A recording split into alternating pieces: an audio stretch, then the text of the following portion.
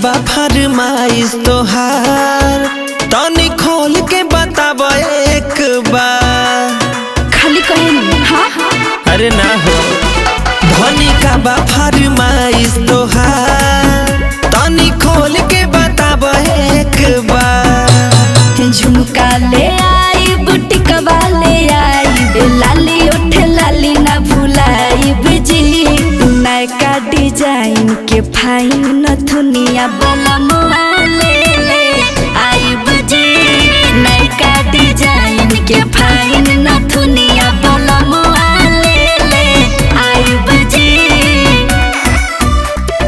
नयका डिजाइन के फाइन नथुनिया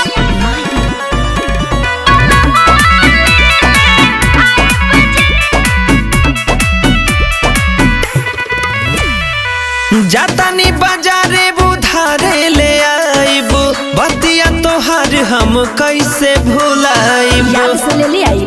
ठीक बा ले हब चूड़ी कंगनवा हो पिया जोड़े जोड़े घर ही किनाई गहनवा हो पिया थोड़े थोड़े किन दे हम सड़िया राजा जी बढ़िया पहिरी के हम झमकाई बेजी नयका डिजाइन के फाइन नथुनिया बलमुआ ले आई बेजी नयका डिजाइन के फाइन नथुनिया बलमुआ ले आई बेजी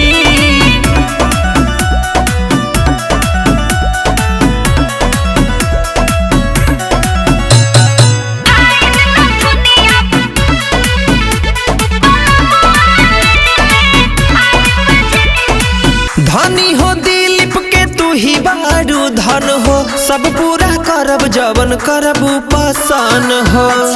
देख दने